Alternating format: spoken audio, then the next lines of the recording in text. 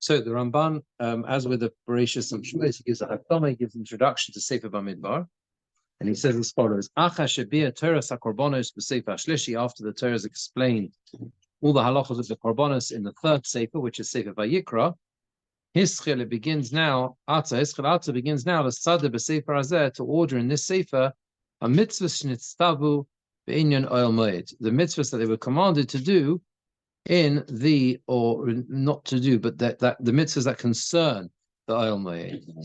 Kvar here in the setting up of the Mishkan. Kvar here's al tumas mikdash v'kadosh of the Doros. We've already been told. The Torah is already mentioned, or it could mean some say it's hizkir to mention. I would say hizkir to warn.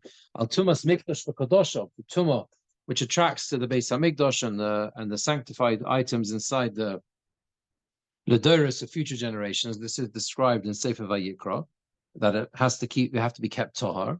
Ato now yagbil es hamishkan b'yosef Bamidbar kashehek ben har Sinai b'yosef koved sham. Now it explains the boundaries of the Mishkan whilst they were in the desert, as Har Sinai is bounded b'yosef koved sham, and Hashem's presence was there.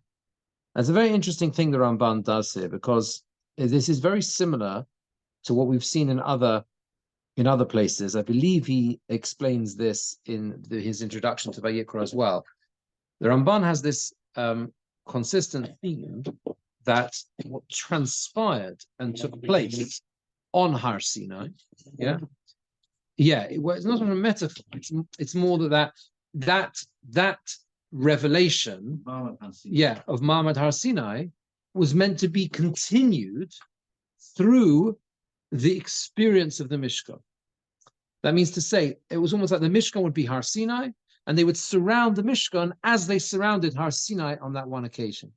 It's a very important idea. And that's how he uses, and that's how he explains the geography of the camp, right? And that's why the whole setup here and the description of it is so important, because it's Soviv la'Oel Moed. It's all around Oel Moed, right? V'tzivo, and he commanded, right? V'hazor, we'll see. V'hazor korev yumos. You see that the Torah says explicitly here in Sefer Bamidbar that someone who's not entitled to be there, he's a zor, he's not a kohen, he comes too near, he dies. Kasha omashom ki sokol yisokel. Parallel.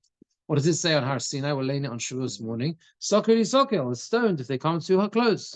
The tziva v'lo yavo leros, they shall not come to see. Kavala es hakodesh v'mesu. The end of this week's parsha, it says that when the items of the Mishkan are put inside the parach, whatever they're going to transport, and they're covered when they're moving, yes, you're not allowed to look at it. It's a lav. It's a negative prohibition according to many number of the those who count the number of the mitzvahs. One of the 630 mitzvahs, when it's swallowed up, it literally means it. Yeah, right. Now he says, as it warns over there, pen yersu el Hashem lirois. Same thing. Lest they break through towards Hashem to see. So it's the same idea. They weren't allowed to see the revelation, right? Similarly, what they weren't allowed to do, obviously they saw what they could see, but they weren't allowed to see what they couldn't see. And similarly here with the Mishkan as well. But commands them to guard the Kodesh and the Mizbeach, Kasha Mashom, the Gama Kohanim, and Nigoshim al Hashem, Yiskadoshu, they shall be sanctified, Vahakohanim Vaha'om V'Gover, right? And the Kohanim and the people, the Kohanim have this special role. Here as well, the Kohanim have a special role to look after the Mishkan and the Kodesh. Okay? Siva, he commands of how they have to protect the Mishkan and the Kelim, how they have to encamp around the Yamot HaOmer. And the people are distant, and the Kohanim will come close to Hashem, how they should accustom themselves with it, when they encamp, when they carry it, and what they do with their guarding, how they look after it. And everything is a mala, like a lofty status, the status of the Mishkan and the honor that's due to it. There's no comparison between a palace of a king that has guards and one that does not have guards. I think what the Ramban is here is a very important thing. I think the Ramban is actually trying to explain to us what the message of much of this Sefer is. This is, the extensive descriptions. Bamidbar is the third longest parsha in the Torah. The extensive descriptions of the Mishkan and how the Leviim go into Noso, the Leviim, the roles of the Leviim, Bahaloscha, how they encamp and how they move, and the trumpets and the thing and the golem, and right. There's a lot of psukim, it's a very lengthy description, right? And I think what he's trying to say is that the microcosm of Har Sinai plays out in their journey in the Midbar. And therefore, perhaps with this, you have to sort of explore all of these different ideas with that in mind. In other words, I don't know how it would take time to do that. Maybe the Ramban does it, I don't know, right? In what way? How do you take that symbolism deeper than that? What's it trying to achieve? How is it cementing the concept of Har Sinai further into the people? You understand? That's what's going on here. That is what Sefer Bamidbar, a large part of it, is about. And he says, he's almost like emphasizing the point here. This Sefer is entirely about mitzvahs that only applied mostly to that generation, right? While they were in the Midbar. It didn't happen, it didn't apply afterwards. Most of the Sefer, right? Of course, the second half of Bamidbar, you've got the miracles that transpired, that Hashem did in order to say the greatness of Hashem, the wonders that he did with them. The Sefer, and it it tells, he began to place the enemies in front of them by the sword, and he commanded how the land will be divided up. There is not in this Sefer mitzvahs that apply for future generations, mitzvahs, except for a few mitzvahs, Yoni HaKorbanos, with regards to the Korbanos, that were begun in the Sefer of the Kohanim, that means in Vayikra, but were not completed over there. And they are completed in this Sefer. So Ramban is telling us, again, it's almost like re-emphasizing this point, that this is about the Har Sinai being translated into the Mishkan and the way they carried the Mishkan. It does not tell mitzvahs, does not talk about mitzvahs that apply for future generations. The majority of the Sefer deals with either that or the description of the miracles that happened to them on their way to Eretz Yisrael, and the various things they encountered and things that happened to them.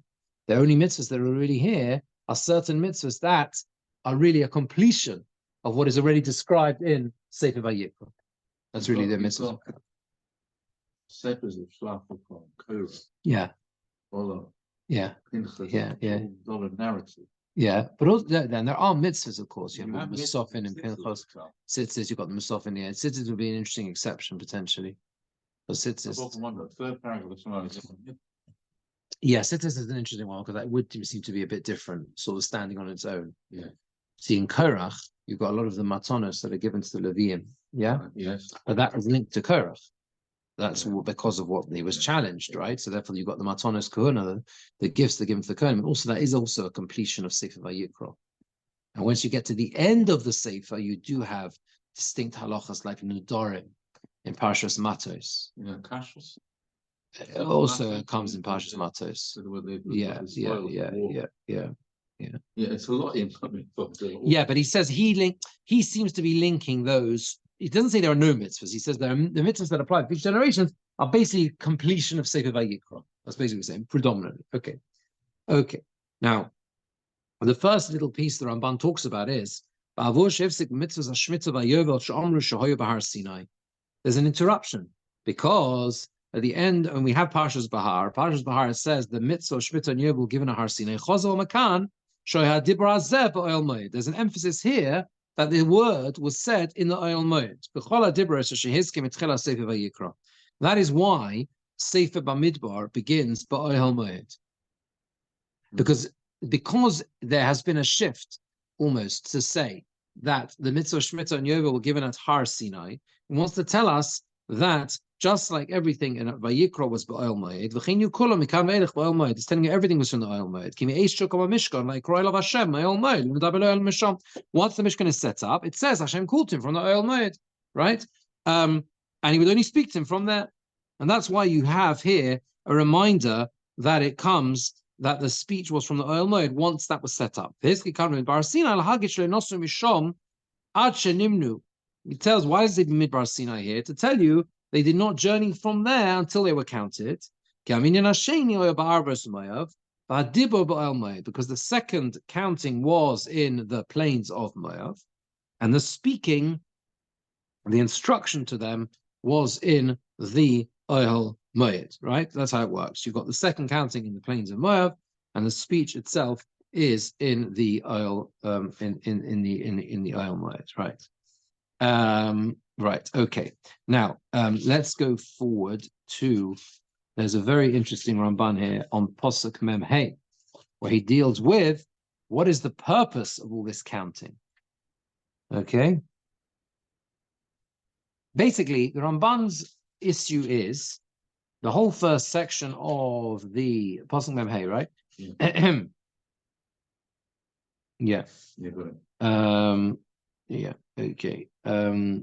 I mean, the truth is, there is another one I wanted to see. Okay, let's do this first. We'll see what I have time for. But basically, the Ramban's question is like this: why is it that after counting all of the Shavotim, each one is listed separately, right? This is the count of each one. Why do we have to have a count, a total? Yeah. Has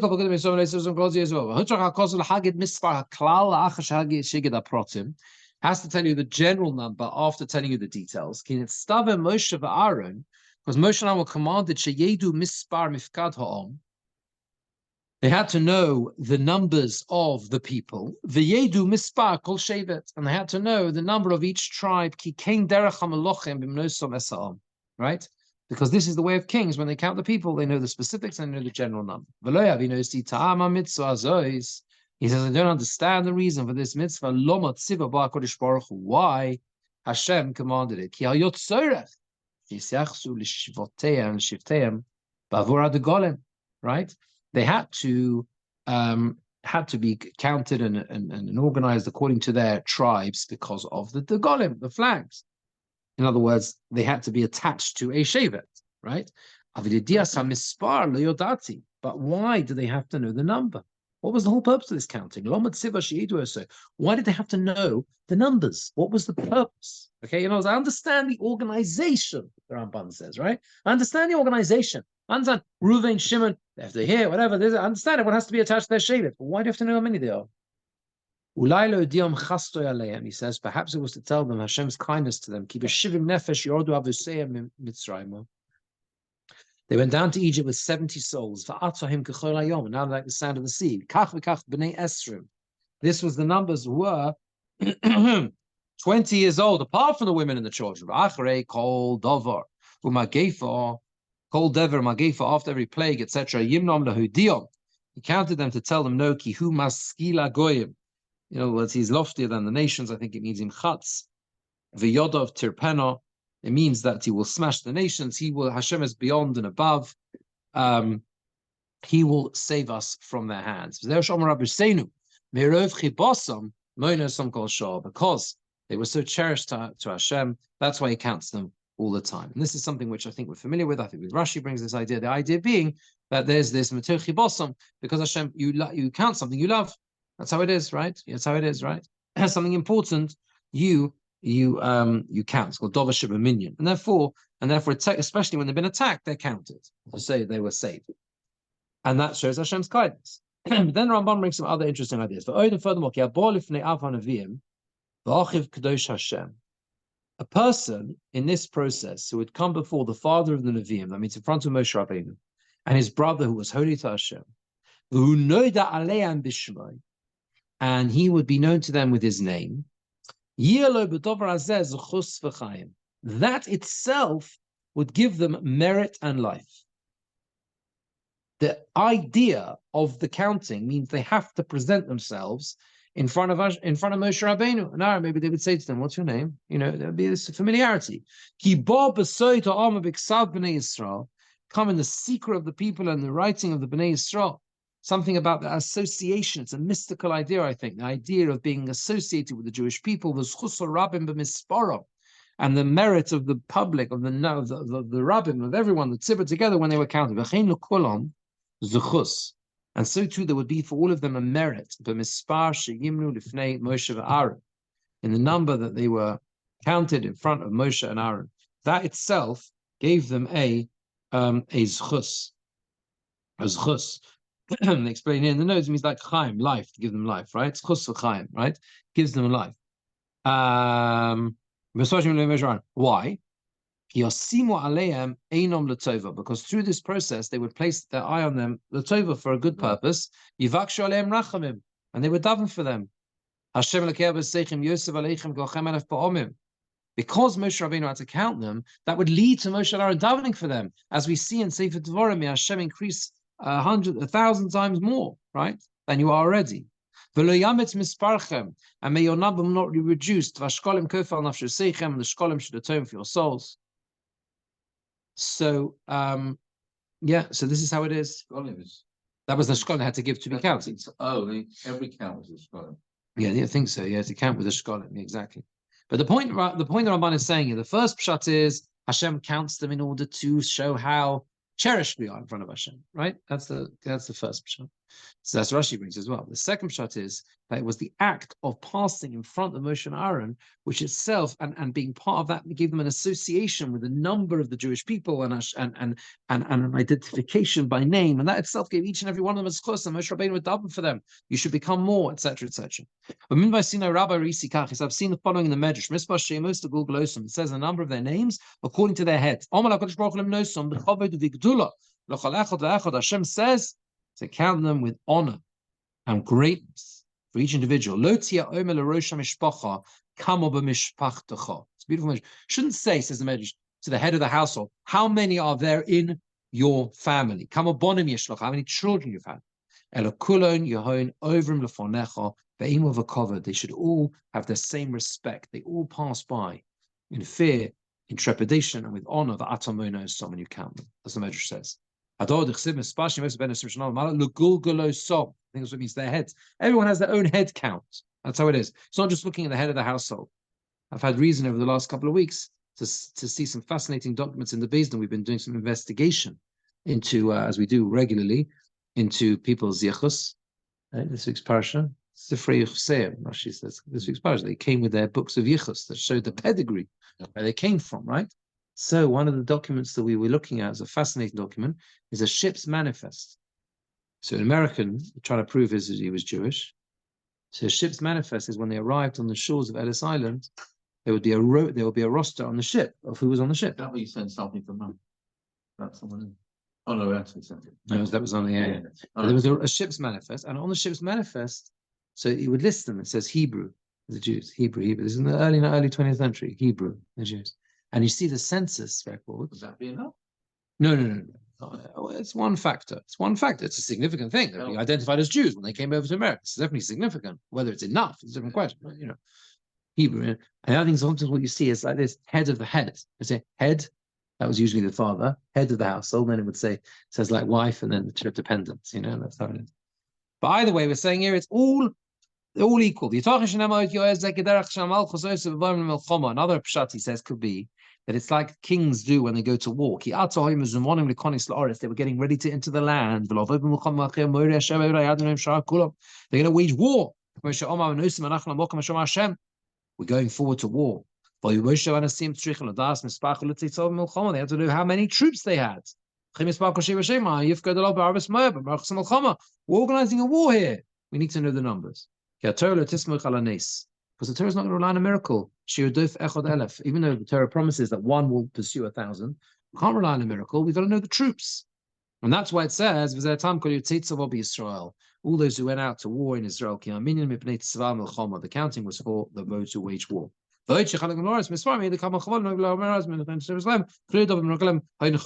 other reason he says is because without the Meraglim, they would go straight in. So they had to know how many to divide the land up to. So Ramban here is a mixture of different reasons, practical reasons and also kind of mystical reasons as well, right? In terms of why and the purpose of this counting. There are practical reasons. They have to know the numbers for the war. They have to know the numbers to divide the land up to, right?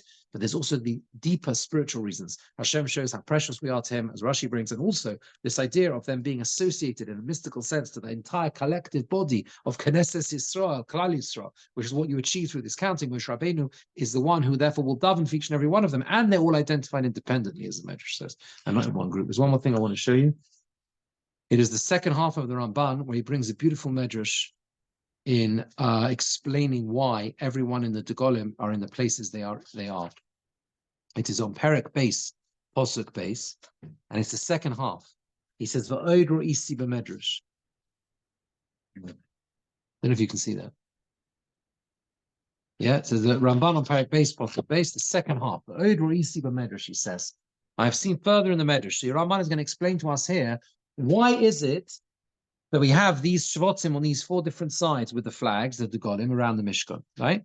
Just like Hashem created 4 directions in the world, there are 4 animals around the Kisei HaKovod, as described in Yechezkel. Above all of them is the Kisei HaKovod, the Knes, the throne of glory. Now, opposite all of that, you got it? No, I can't see it. If there's a quote from Shoftim, is it before that or after that?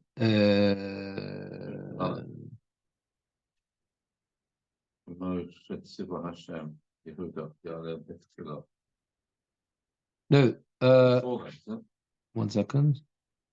It's after that. It's after that. A few lines after that. It says, "Can you see that?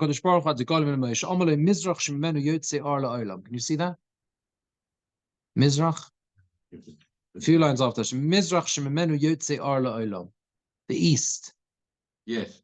The light will go out to the world from the east. You see that, Jeremy?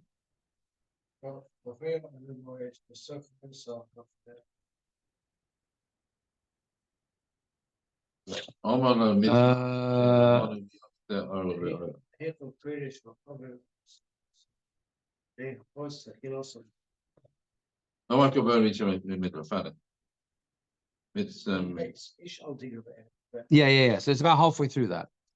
It says, Omalo Mizrach Shememenu Yotze Or La'olam. Can you see that? The east, from which light goes out to the world. yeah. Can you just go a bit before that? Oh, yes, yeah. Well, the bit before that is basically just saying, just like Hashem created the 4 directions in the world, so too he surrounded his throne of glory with 4 chayas, right? Yeah. And above them is the throne of glory. Now, connect on opposite that, Hashem ordered the Golim for Moshe. The east, from where light goes out to the world, because that's where the sun rises. Yehuda should be opposite that direction. Shu Baal Melucha, because he is the kingship, right? V'alav matei Yisachar. Why Yisachar? Shu Baal Torah, because he's Torah. V'alav matei Zvulun. Shu Baal Ashirus. Zvulun represents wealth, physical, material wealth, right? Yes. Yeah. This is about Zvulun, is the one who goes to the seafarer. Yisu Borishona. So they should all go first. The king goes first and Hashem at their head. So in other words, the eastern side where the light comes first. So who is at the eastern side? The leaders. Who are the leaders? Yehuda, the king, right? Yisachar, leader in Torah, and Zvulun, leader in material wealth. They're leaders, right? Now, Dorim, the south. I think that'd be Levi. No, Levi's in the middle, different role. Levi's in the middle, different role. Yeah. Now, Dorim, the south, Talale Bracha v'Gishmei Bracha Yotzei Menu La'olam. From the south, this is based on a Gemara. I think it emerges various places that the south is where the dew of blessing and the Gishmei Bracha, the rains of Bracha, come Yotzei Menu La'olam, come from it to the world. That's what they do, right? That's what he says, right? It comes from the south, right? And therefore, as a result, just wondering if we can see that here. I bet we can see that here. Hold on a minute. Let's just see if it's spelled out later. No.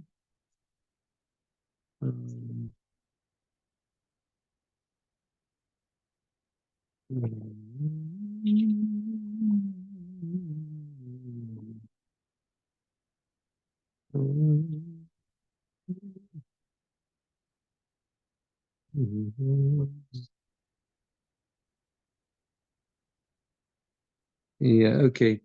Yeah, I thought maybe it would be in Tal reference, but I don't think it is. Maybe it is.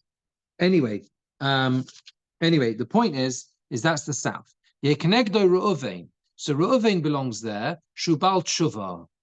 Because Reuven was one who did Tshuva, right? When he moved his father's bed, but he did Tshuva, right? But Tshuva midot tova rachmov shelo kodesh baruch hu boin la'olam b'shal she'osim Tshuva. So in the south, you get the rain and the dew comes from the south.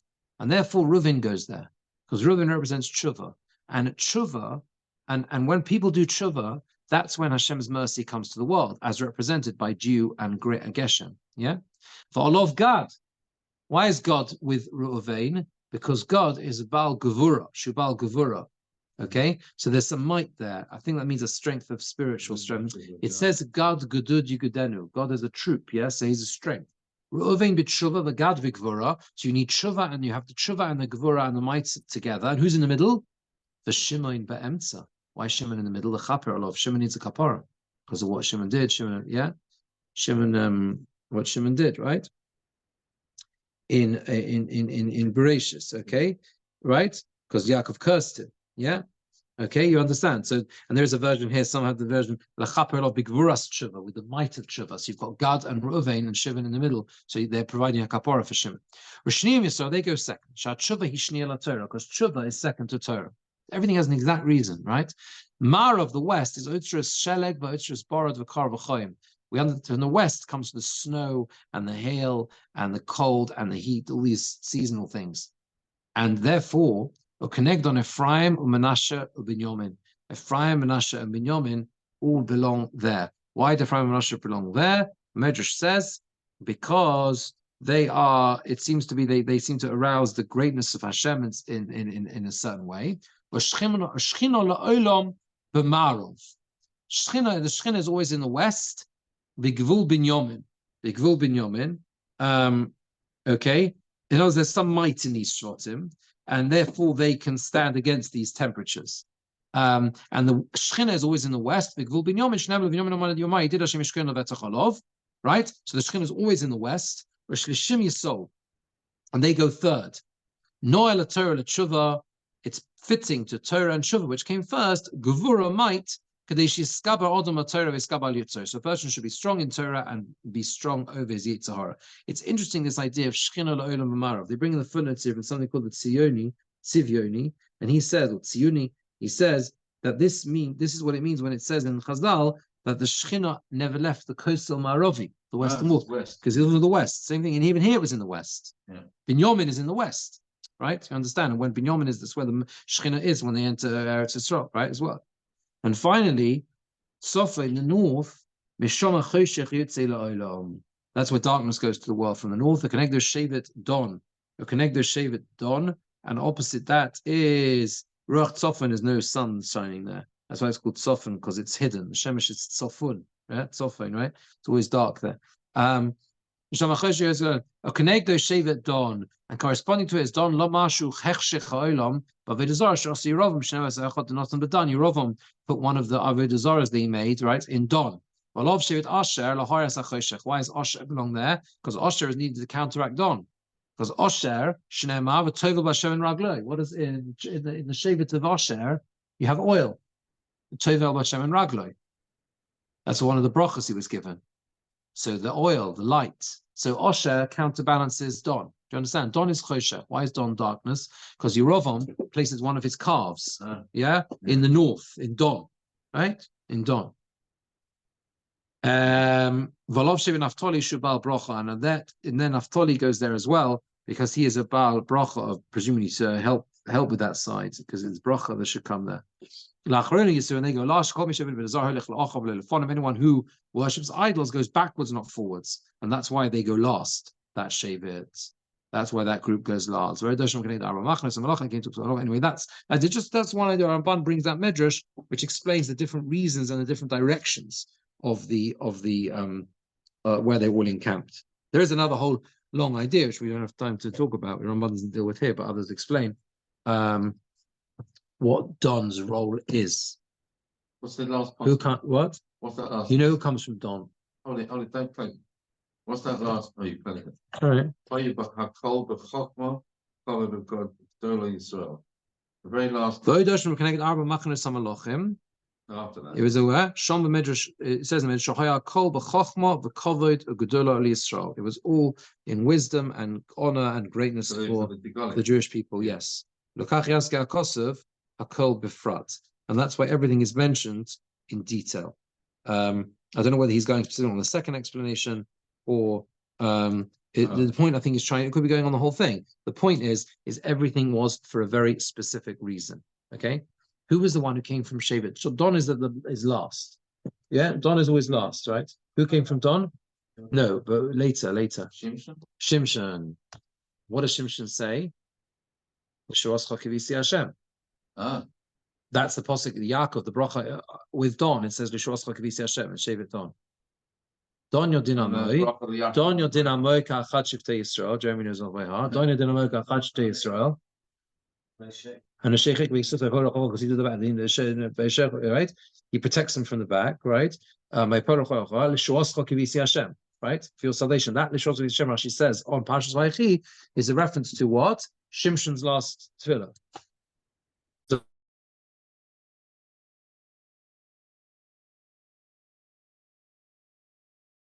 And therefore what we have is Shimshon, and the Gvura Shimshon is able to rescue and bring out even from that darkness of dawn to break through with the L'shuascha k'visi Hashem. I see your salvation. I hope your salvation. All right. Have a good evening and a good Shabbos. Thank you, Rabbi. Good Shabbos. Okay, good Shabbos.